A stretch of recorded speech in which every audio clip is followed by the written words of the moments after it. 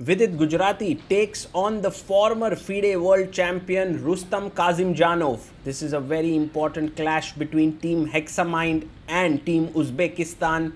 And Kazimdzhanov, who's not super active these days, he doesn't play too many tournaments, is playing here on the fourth board for Team Uzbekistan. It'll be a very exciting clash. He opens with e4, e5, bishop comes out to c4, knight f6, d3. Vidit brings his other knight out, knight comes to c3, and now bishop b4, pinning the knight. Knight comes to e2, and Vidit strikes in the center. Both players very well versed with the openings. White castles here. Vidit brings his bishop into the center, and now Rustam takes on d5. Bishop takes, the bishop drops back. This is all well-known theory, and Vidit pauses a bit. He's trying to think what should be the best way to continue. You can already see black has a comfortable position out of the opening. Vidit takes on b3, a b3. And these are the kinds of positions which are very, very dangerous against a player like Vidit, because he loves playing simple positions. He loves to grind them. He loves to put pressure on his opponents, and his positional sense is one of the best in the world. So here, bishop e3 by Rustam. He brings his bishop out here, and Vidit plays his rook to e8. Knight comes out to g3, looking at these two squares. And now Vidit plays queen d7, connecting the rooks. And queen comes out to f3. You can see Rustam Kasimdzhanov looking at these squares on f5 and e4. What is Vidit going to do next? He plays his pawn to a6, a very useful move, just improving his position, and pawn to h3 by Rustam. And now rook e6 played. Maybe you can double the rooks. Maybe you can swing your rook to f6, hitting the queen.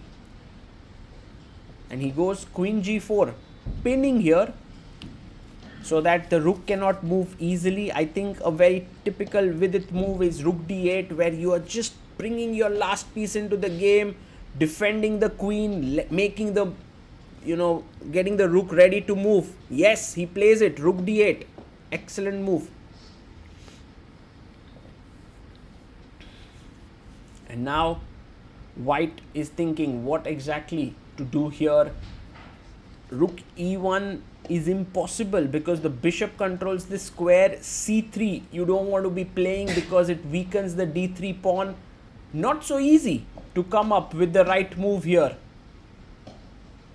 Rustam plays his knight to e4, and he's now looking at c5 and g5 squares. I guess rook g6 makes a lot of sense, trying to trade the queens here. Vidit is just deciding whether that move is the best way to continue, or is there anything else he can do. Yes, he goes rook to g6. A good move played here, attacking the queen. If queen takes, rook takes is possible.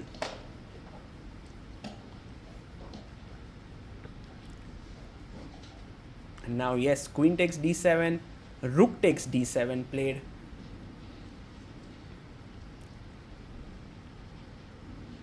And now for white, it's not so easy to decide how to continue. Maybe f4 to create some play. He does go for it, but that's a positional error, because after f5, this knight does not really have a good square to go to. E takes f4 is on the cards, but Vidit goes directly e takes f4, and this is not a great move, because after rook takes f4, white keeps the advantage to disadvantage to a minimum here.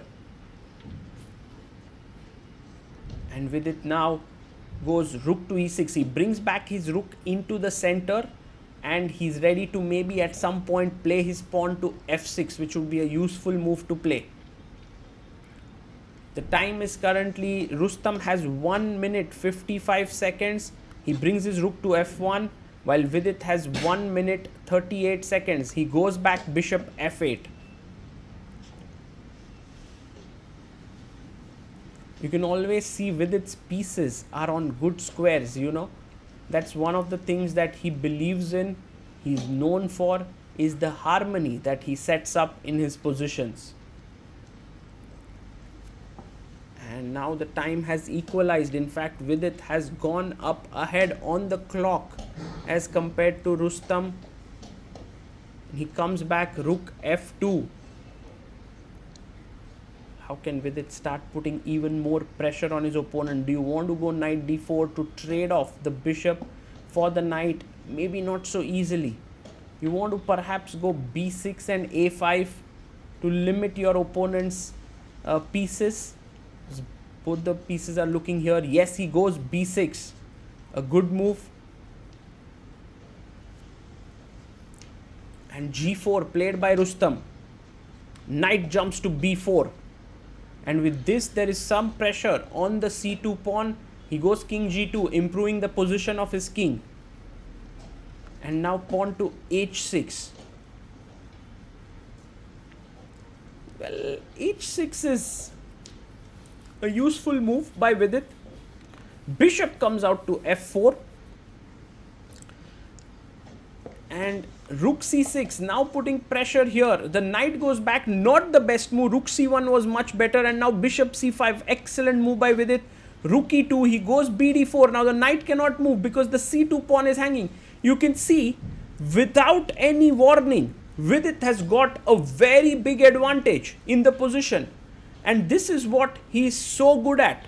And Kazimdzhanov now in big trouble. He's going to lose a pawn. He can't go back bishop d2 to defend this because knight takes c2 is hanging. There's just no way to defend this. There's no way that the knight is moving away. Quite an unfortunate situation here for Rustam. How does he come out of this is the big question. And Vidit is super focused. He goes king f3.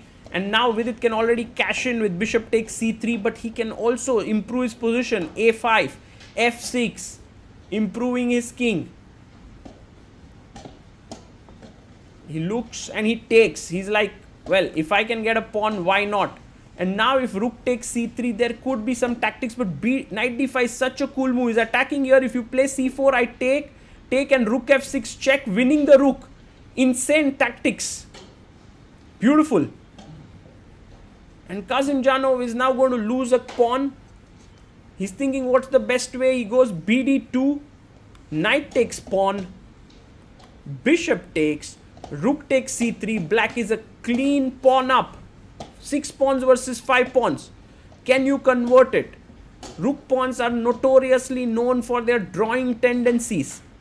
But here Vidit goes f6. He's playing this calmly. The rook comes into the center. The king moves up.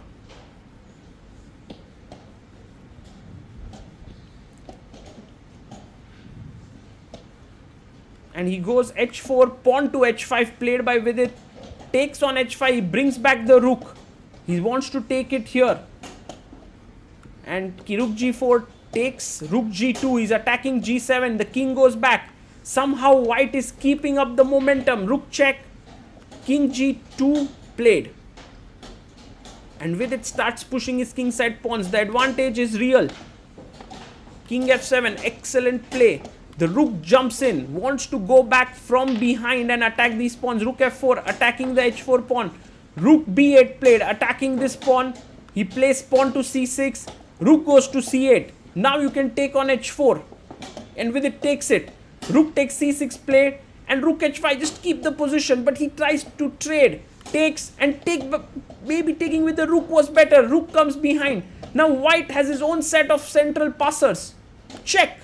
King comes up. Suddenly, with these last couple of inaccurate moves, Kazimdzhanov has great play. His other rook is coming into e7. He'll attack g7. And yes, his king does feel a bit weak, but it's running away. It's going back to d2.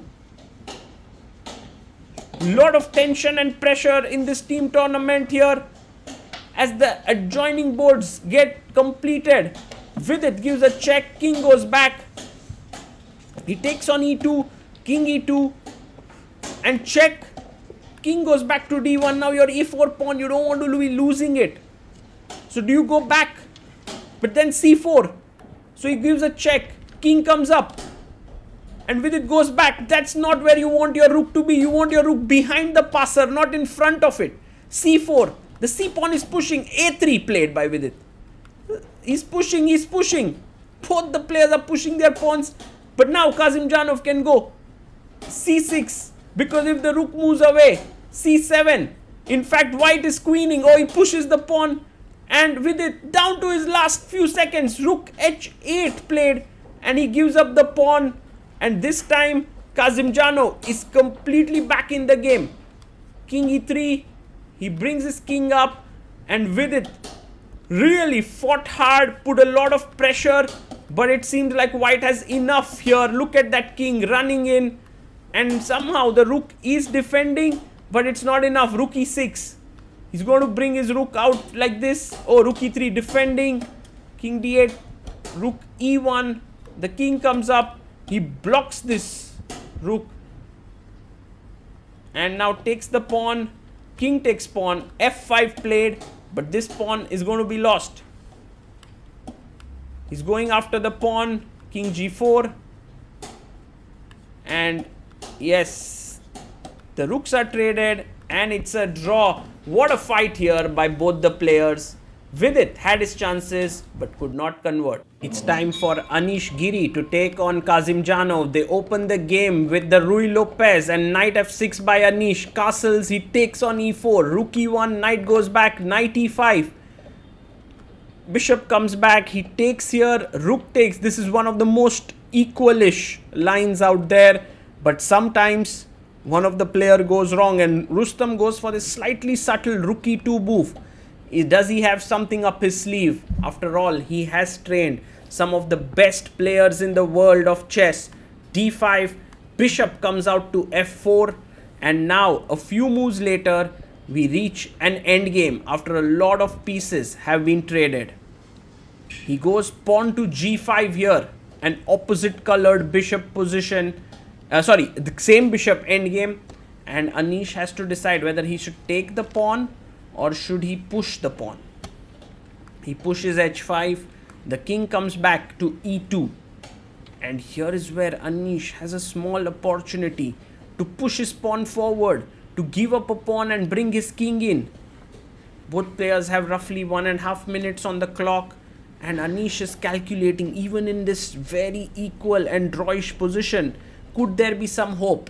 Because if Rustam can play pawn to f4, maybe the position is then quite equal. Yes, Anish pushes his pawn.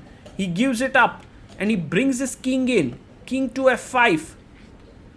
Now an important moment, because bishop e7, bishop g5 will be taken. And then black will have these pawns to start moving ahead.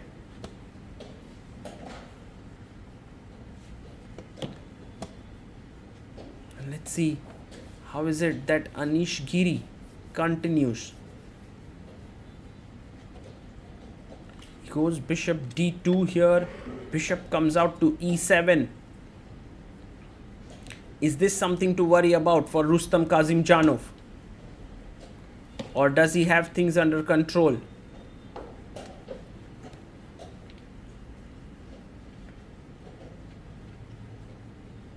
For sure, he's put under some pressure. His time is running low. He's gone down to 48 seconds. Anish is super focused. One would not have imagined such an endgame to come in after such an equalish opening. f3, and now you can pick up the pawn on g5. And do you want to go into the pawn endgame is the big question. Do you want to keep the bishops with bishop e1? Not so sure. Bishop g5 feels like a good move. King takes g5, taken. g3 played to stop the king from coming forward, and Anish can push h4, but maybe he can push g5 h4 and get an outside passer. King f2, and he pushes g5, king to g2, and now if you go h4, which could be a very interesting move, maybe he just wants to play king h3, takes here. So that would be pretty strong. Anish thinks for a bit.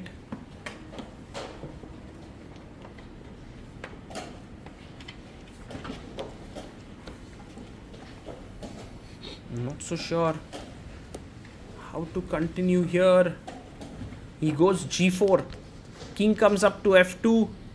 Very interesting play by Rustam. He's not even pushing pawn to f4, because pawn to f4 could mean that the king could come in, but he goes here, or eventual h4 could come in. b6 by Anish, b4 played, b5, and now you have an extra tempo here. Do you want to play a3? He goes king g2, and the king comes to g5, king f2, and Anish is shaking his head. He's not seeing a way to break through here. He goes king f5, king g2, and I guess it's time for repetition here. Yes, plays here, king f2, king, and a draw has been agreed. A very interesting game by both the players, but in the end it was a draw. And look at Anish there. He's like, anything could happen there. Rustam is smiling. And let's speak to Rustam Kasimdzhanov. He is one of the finest players and trainers in the world of chess. Rustam, you are here in London. Yes. I was just going through your database and seeing that you play a lot of Bundesliga games. But I think this might be the first event outside your home country that you are playing apart from the Bundesliga in recent times. Oh, I've played some exhibition events, but nothing very serious. I was a bit out of chess during the years of pandemic and what happened after. I mean, like, I was just mainly at home and I was liking it, but it seems that you cannot avoid living the life forever. So now I started maybe slightly, showing up for the event, especially since this here is a really nice event and I can play in the same team with, my Uzbek players, players that I work with, I like very much, and it's nice to be in this team. I already played the first round. Yes. So and you won, yes? I won, yeah. Okay. The first round was not yet so kind of difficult, but I hope to play many more games. It's nice. It's like an Olympiad. Yeah, it's a very Olympic feeling, if I may.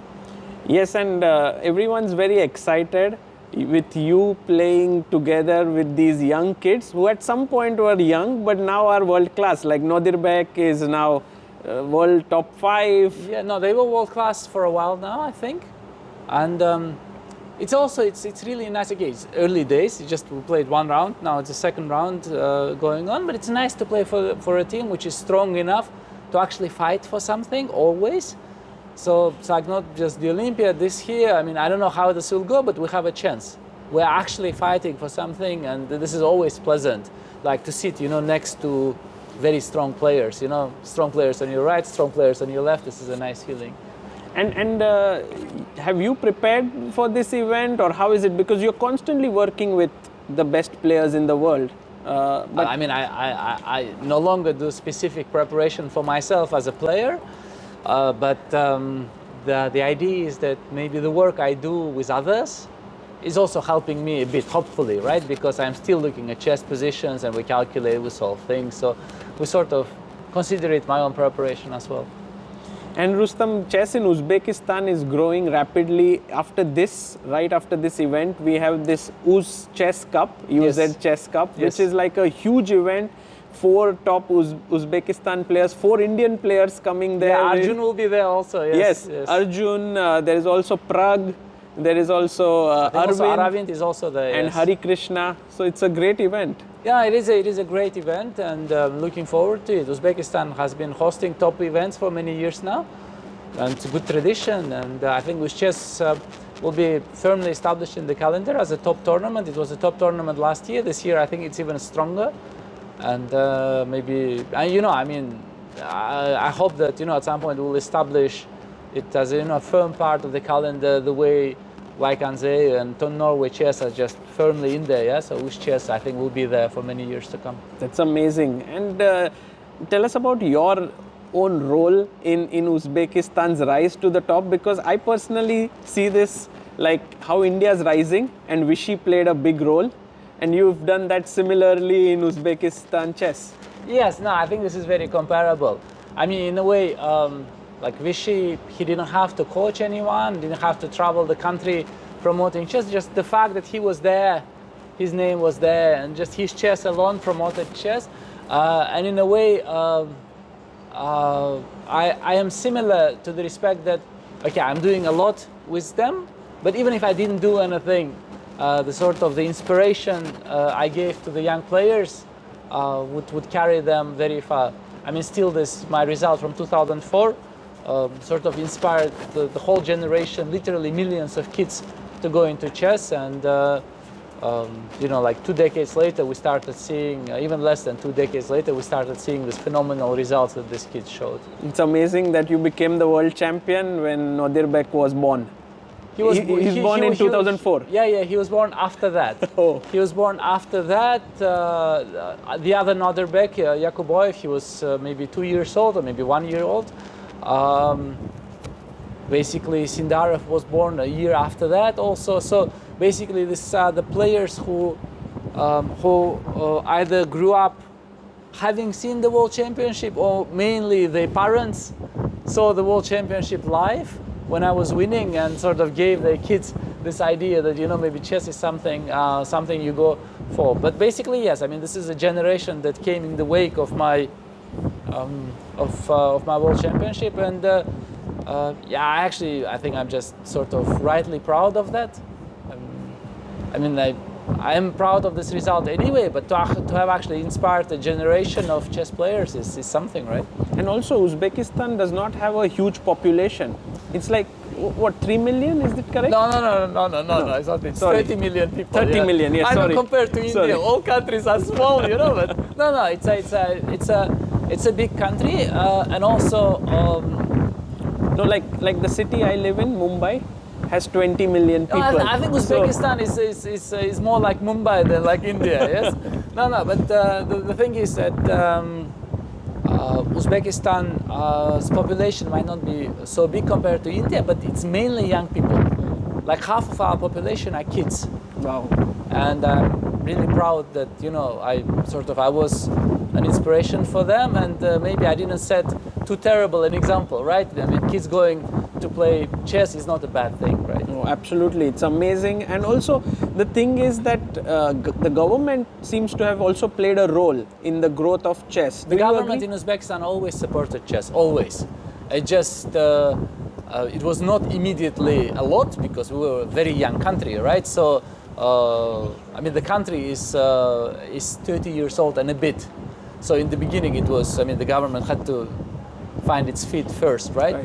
But by the time I was a young and promising player, the support was already very generous, and after that, the support these kids are enjoying is also phenomenal. So yeah, I mean, we have all the reasons to be happy and to show some results in the years to come. Would you say like chess is one of the most popular sports in the country? By far, yeah. By far than any other sport? I think, I mean, like, it's difficult to compete with football because football also has the international stars that find the way to everybody's home, like Messi and Ronaldo and whatnot.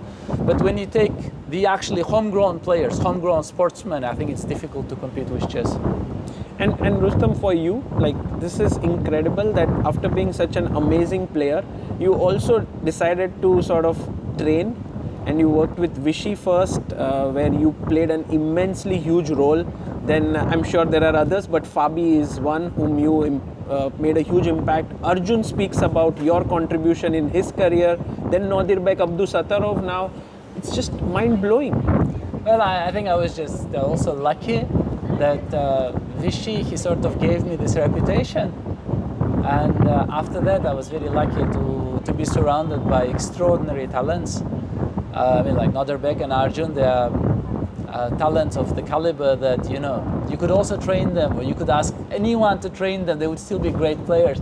So it's not just that I am helping them, but also I find myself privileged to be in this position to work with them. They're phenomenal players, phenomenal people also.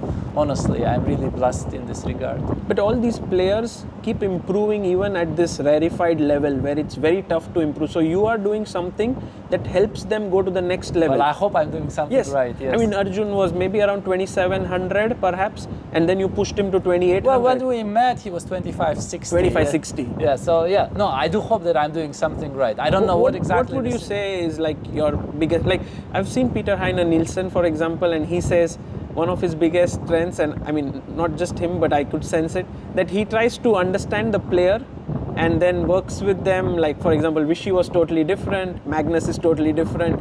You also would be experiencing that, right? Different players. Is that something that is a superpower with one who's working with top players, to understand them deeply, or How do you see it?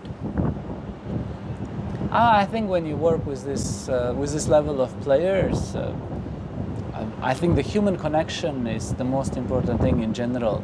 They are really, I mean, they are extraordinary talents, which means your first task is not to spoil anything. You're already working with like a rare and a very noble material, right? You should sort of treat it carefully. So in general, it's not so much about what I do. It's just about, you know, finding harmony with a student. Most of all, you have to. Chess is tough. It's a tough game. The tension with your coach definitely doesn't help. Yeah, so you have to have like some sort of human harmony. And as I said, yeah, I feel very lucky with these guys, the guys you mentioned. Yeah, that things have been, you know, clicking so nicely. It's actually wonderful what you said. I think it requires a really level-headed approach, because some coach can just come and say, you know, I've trained the best players, I know how it's done, and you can impress upon your methods. It's very easy to destroy things in life, yeah. So yeah, one should be careful not to do this, of course. Amazing. And Rustam, what do you find most joy in right now? Is it still working with players, or is it something else? Right now we're in London. I have been in London since the pandemic. It's been 6 years for me, so I'm actually really happy just to be here. This is, I find that, okay, maybe I have been a hermit for too long. I'm actually right now finding joy in really, again, you know, seeing people, seeing chess, seeing this amazing venue here. It's actually quite nice. So all of this will continue, the working with players and so on. I hope so, yes. Well, thank you, Rustam, for giving your time. I think I've been following your career for years. It's first time I got to speak with you, so thank you so much. Hopefully not the last. Yeah, take care. Yeah? Thank you.